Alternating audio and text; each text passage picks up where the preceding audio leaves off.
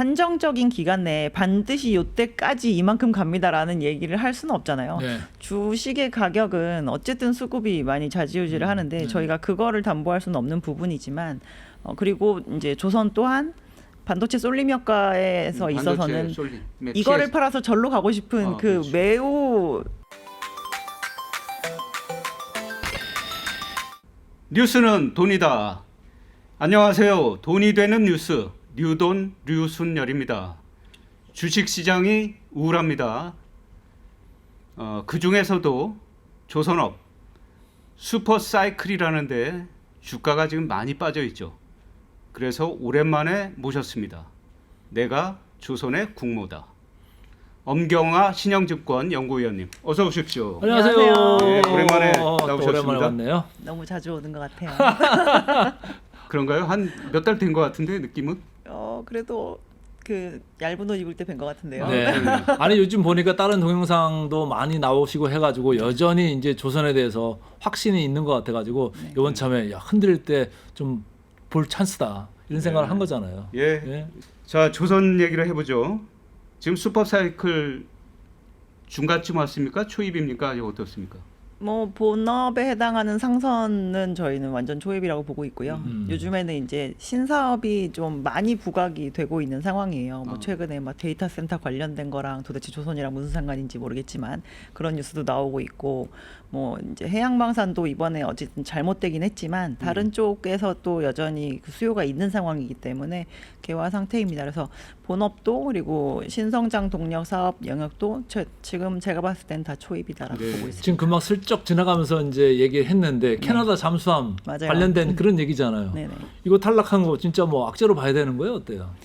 이거를 탈락한 이후에 그 다음이 없다라고 하면 악재로 해석을 해야 되는 게 맞지만 이 프로젝트를 조금 들여다 보면 네네. 사실 이번에 경쟁했던 독일과 한국은 수출 잠수함 시장에서 위치가 굉장히 다릅니다. 아 그래요? 독일은 이 잠수함 시장에 특히나 수출 시장에서 거의 시조새 같은 그런 시조새. 국가예요. 그래서 1970년대부터 이미 글로벌 베스트셀러 모델을 가지고 있었습니다. 유보트를 만들었던. 그래서 그 유보트 타입 생각나네. 209라고 하는 것이 이제 굉장히 잘 팔린. 그래서 독일 같은 경우는 내수 모델이 따로 있고요. 수출용으로 아예 따로 개발을 하고 여러 국가에 팔고 심지어 예. 그 209 모델 같은 경우는 한 15개국 이상으로 팔려 나갔었던. 그리고 이제 그 다음 스텝으로 넘어와서 2000년대에 들어가가지고 이제 214 모델이라고 하는 또 다른 그 수출형 모델을 이미 또 많은 국가에다 판매를 한 상태였었고요.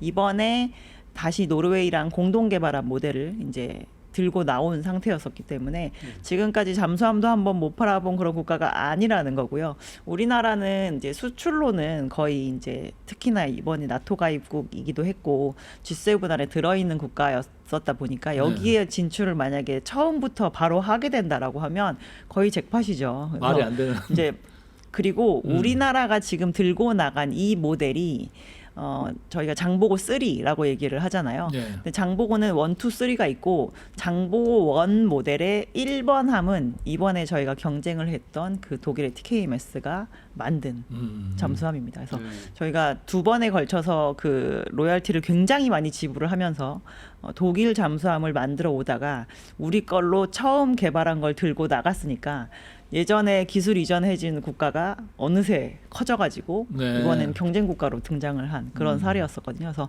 우리나라한테는 굉장히 중요하고 또 이제 첫 시도라고 볼 수 있는 거고 독일 입장에서는 원래 내 시장이었었는데 네. 내가 여기에서 못 받으면 굉장히 모양 빠지는 그런 딜이었었다라고 보시면 될 것 또 같습니다. 나토 안에서 이제 결정되는 거라 그럼요. 좀 네. 그런 것도 있지 않았어요? 그런 일부에서는 부분이 매우 별로러진 거 컸죠. 아니야? 뭐 이런 얘기도 하던데. 나토 안에서도 이제 국방비를 몇 % 이상으로 높여라라고 하는 그런 요구 사항도 있었고 아무래도 방위 체계 같은 경우는 이제 나토 안에 있느냐 밖에 있느냐는 천차만별의 일이기 때문에 캐나다 잠수함 입장에서 자체가 아니라 그 이후에 운영까지 그렇죠. 그런 포함하면 것까지 다 포함했을 때 보면 나토 안에서 그러니까 나토 장벽을 넘지 못했다는 거죠. 이번에는 그게 어려웠다. 이게 그러니까 만약에 뭐가 제일 힘들었던 점이었을까라고 하면 이제 그 부분이었다고 기술에서 생각합니다. 크게 뒤지거나 이런 게 아니고 기술에서 뭐 크게 뒤졌다 아니다는 저희가 상세하게 사실 알 수가 없죠. 근데 이제 기본적으로 기존에 원래 독일이 가지고 있었던 기술력을 저희가 업그레이드 시킨 걸로 가지고 나간 거고, 독일도 신모델을 이번에 들고 나와서 제시를 한 상태였었기 때문에 기술적인 측면에서 누가 꼭 많이 앞섰다라고 얘기하기도 좀 어려운 이번 부분인 이게 잠수함이 60조 원대 사업이었던가요? 이 뭐. 자체적으로 신조로 만드는 게 그런 것이 아니고 애프터마켓까지 다 합쳐서 다 합쳐서 60조 저희가 원대. 도입하고 나중에 뭐 MRO 하거나 중간에 정비하거나 이런 걸 모두 합쳤을 때 한 60조 원 정도 규모가 된다라고 얘기합니다. 이게 실패는 했지만 이 한국 조선업이 여기서 좀 얻은 것도 있다고 봐야 되나요? 이번에 수주 경쟁에서. 기본적으로 지금 시장에 이 잠수함을 구매하고자 하는 굉장히 여러 국가가 있습니다. 그 국가가 이제 나토 가입국에 집중되어 있는 것도 아니고 중동도 있고 뭐 남미 지역이나 이런 데도 있는 상황이라서 우리가 이렇게 기존의 원래 잠수함의 수출 시장에서 한획을 긋고 있는 국가와 거의 비등비등하게 경쟁을 하다가 이 부분에서 떨어졌다라는 부분이 오히려 시장에서 더 많이 알게 되었을 것 같고요. 수출 잠수함 시장은 되게 많이 이제 시장 참여자가 줄어 있는 상황이에요. 저희가 대형으로 수출하는 국가는 독일이나 이제 프랑스 정도 꼽을 수 있고, 미국이나 영국은 자기네들 핵잠수함을 만드느라고 수출 시장에 아예 나와 있지 않습니다. 네. 그렇기 때문에 이제 대형 잠수함을 만들 수 있는 국가는 이 유럽의 2개 국가로 많이 이제 좁혀져 있는 상황이고요. 스페인이나 이제 스웨덴 같은 데들이 이제 중소형 잠수함 쪽에 조금 발을 뻗고 있는 상황이기 때문에 대형으로 조선업을 영위를 하면서 수출을 할 수 있는 역량을 가지고 있는 데들이 이번 딜로 인해서 또 조금 줄었구나라고 오히려 시장이 인지할 수 있는 부분이기 때문에 저희는 얻은 것도 있었다라고 그러면 생각합니다. 몸값도 좀 올라가고 그렇죠. 슬롯에 대한 다음번에 이제 몸값이 수주 올라가는 거죠. 경쟁에서는 좀 더 여러 가지 유리한 학습 효과들을 이번에 본 거네요. 그러면. 어느 정도는 보지 않았을까라고 생각하고 있습니다. 자, 캐나다 잠수함 이슈는 이제 그 정도로 하고 네. 우리 이제 조선 슈퍼사이클 이제 봐야 되는 건데 지금 상반기 수주 성적표가 어떻습니까? 각 사별로. 저희 이제 반년 정도 지난 상황이잖아요. 네. 근데 뭐 좀 중소형 업체들은 이미 100% 이상 다 수주를 그래요? 한 상황이고요. 이야. 대형 업체들 기준으로는 70% 이상 연초에 네. 세웠던 목표치를 다 세우고 있습니다. 그래서 오늘 제가 녹화를 오늘도 또 수주 공시를 계속 그랬어요? 하고 있는 상황이더라고요. 그래서 요즘에 거의 돌아가면서 업체들별로 계속 하나씩 네. 공시를 하고 있어서 오히려 이 2월 28일 날 저희 전쟁 난 이후에 계약 빈도는 더 높아진 상황이다라고 보시면 될 것 같아요. 그래서 25년도 생각보다 조선업체들 수주 결과가 좋게 마무리를 지었었는데 올해 마무리 지었을 때 아마 작년보다 더 좋은 상태로 마무리를 지을 것 같습니다. 자, 요 대목에 이 질문. 그렇게 이제 실적들이 좋은데 네. 주가가 제가 오늘 보니까 상반기에 각 뭐 HD나 뭐 삼성중공업, 하나오션 이런데 상반기 중에 최고점 대비 오늘 주가도 아니다. 오늘 더 빠졌으니까 어제 주가로 비교를 해보니까 30% 이상 죄다 더 빠져 네, 있더라고요. 그 정도 빠진 것 40% 같습니다. 빠진 데도 있고 하나오션 같은 경우 그렇고 한데, 그러니까 이게 슈퍼사이클이라는 것과 주가와의 괴리가 상당히 있습니다. 그게 주가는 왜 그렇게 힘을 못 쓰는 걸까요?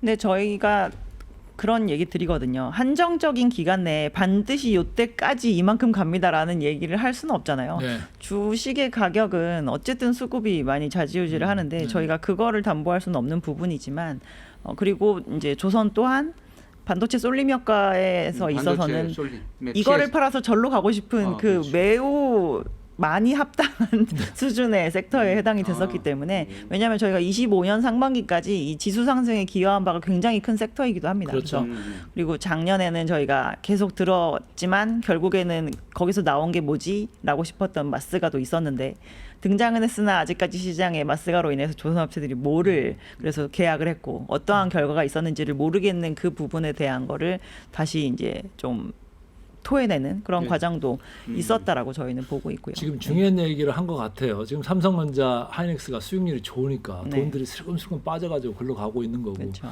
최근에는 또 코스닥도 부진하잖아요.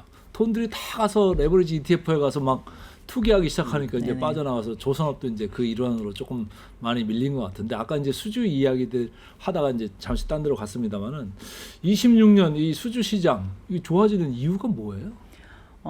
선주들이 이제 선박 가격은 이게 둔다고 빠지는 건 아니라는 생각을 좀 하는 네. 상태인 것 같아요. 그래서 24년 9월 말부터 26년 한 1, 2월 정도까지 저희 선가가 조금 조정을 받았습니다. 그래도 네네.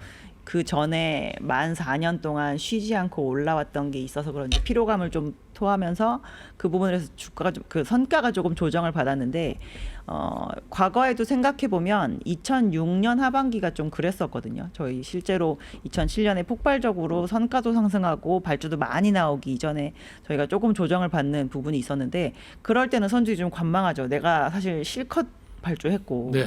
지금 어차피 조선소 찾아가도 4년 뒤에나 오라고 하는데 네. 뭘 이렇게 급하게 할까? 근데 시장이 제가 관망하니까 저쪽에서도 관망을 하고 같이. 관망을 좀 하면은 오히려 더 내려갈까? 어차피 투자를 하긴 할 건데 그럼 좀 기다려 볼까라는 상황이었다가 어차피 시장 자체는 그 친환경 선박으로 바꾸라고 하는 그 기조를 꺾을 생각이 없는 것 같고 지금 투자를 해놔야 내가 지금의 이 사이즈를 유지를 할 수 있을 만한 상황이기 때문에 지금 기다리는 건 아무 의미가 없다라고 좀 생각을 한 것 같고요. 지금 그냥 전체적으로 봤을 때 해상운송 운임이 좀 높습니다.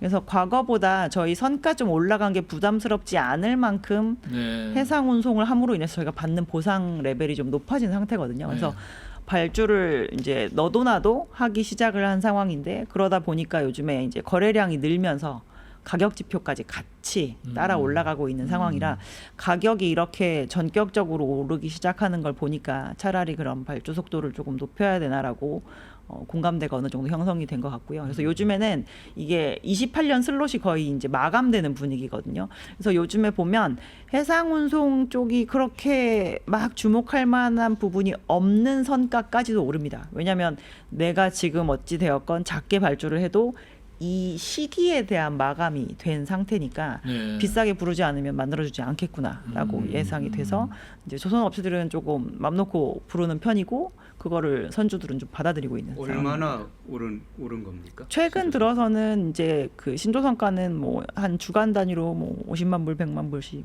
이렇게 이야. 오르고 있는 상황입니다.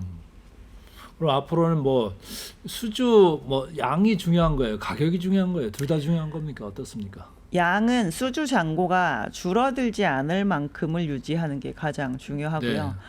수주가 사실 너무 쏠린다고 해서 저희가 그거를 한꺼번에 많이 만들어줄 수 있는 상황은 어차피 그렇죠. 아니기 때문에 네. 저희는 그냥 점진적 강세가 가장 좋은 컨디션이긴 한데 뭐 시장이 항상 그러한 우리가 바라는 대로 돌아가지는 않기 때문에 뭐 이러다가 또 가격 상승세가 너무 좀 빠르다라고 인지하면 어느 순간 쏠림 현상이 있을 수는 있다라고 생각합니다. 근데 우리가 이제 슈퍼 사이클이라는 용어를 잘 쓰잖아요. 네. 그러면 앞으로 이제 계속 봤을 때도 슈퍼 사이클이라는 이 개념을 계속 써도 될까요? 어떨까요? 공급보다 수요가 많다라는 상황이면 저희는 일단 업사이클이 맞다라고 네. 얘기를 하고 있는데 그 지속되는 기간으로 봤을 때는 슈퍼사이클이라고 얘기를 해도 무방한 네. 수준인 것 같아요. 뭐 저는 그 업에 종사하시는 분들한테는 2030년이든 늘 무슨 걱정이 있으시겠냐고 사실 그렇게 얘기를 하거든요. 네, 내가 내 공장이 안 돌아가면 그 굉장히 걱정이지만 네. 그러한 걱정을 할 정도의 시장 상태가 아니기 때문에 실질적으로 저희는 슈퍼사이클이라고 생각을 하고 과거에 한 번도 누려보지 못했던 호실적이 오래가는 거 그 부분이 업체에 여러 연도 동안 계속 적용이 되면 과연 나중에 결과물이 어떻게 돌아올까 그거에 대해서도 조금 궁금합니다. 네. 그 조선 중에서도 이제 우리가 흔히 뭐 LNG선 네, 그리고 FLNG인가요? FLNG는 바다 위에 공장 개념으로 네, 이해해야 되죠. LNG 정유 공장. 네. 그게 지금 이제 한국 조선업의 주력 산업인가요? 이게 중동을 중심으로 에너지를 개발하는 프로젝트와 중동이 아닌 지역에서 에너지 개발을 하는 프로젝트들의 조금 큰 차이를 보면 해양 프로젝트가 좀 많아져요. 중동이 아닌 쪽으로 네. 가면 이게 뭐 호주가 된다거나 아니면은 북미 지역 그리고 유럽 지역 이런 데들은 그리고 동남아 지역도 해양 프로젝트가 많아집니다. 그래서 기본적으로 그냥 육상에서 공장을 만들어 가지고 뭐 기름 뽑고 가스 뽑고 해가지고 막 수출하는 그 프로젝트 형태가 아니기 때문에 해양도 많이 나오는 거고 그리고 미국 같은 데서 저희가 만약에 LNG를 산다 극동아시아가 중동이 아닌 미국에서 산다라고 하면 똑같은 양의 LNG를 저희가 날르는데 2배의 기간이 걸립니다. 그래서 실질적으로 중동과 극동아시아는 이 왕복 기준으로 저희 한 2주 보는데 미국은 그냥 한 달이거든요. 네. 그럼 똑같은 양을 어쨌든 도착을 하게 만들어야 되기 때문에 선박은 실질적으로 2배 필요합니다. 그러겠네요. 네. 그래서 장거리로 운송하면 또 가스는 나르면서 날아가요. 그래서 출발할 때 100을 보내도 저쪽에서 100을 못 받는데 빨리 가버리면 덜 날아가지만 많이 가버리면 또 갔으니까. 더 많이 날아갑니다. 그래서 네. 그런 부분도 작용을 한다라고 보면 실제로 이제 선박은 더 고스펙의 선박이 많이 필요한. 그럼 그런 운송거리가 증가할 때도 많이 필요하고 미국 LNG 프로젝트가 그럼 많아질수록 더 필요하겠네요. 아무래도 그렇다고 봐야 되겠죠. 지금 네. 아시아는 집중적으로 원래 카타르에서 수입을 네. 하는 부분 아니면 호주 정도였었는데 네. 그게 이제 미국으로 바뀌니까요.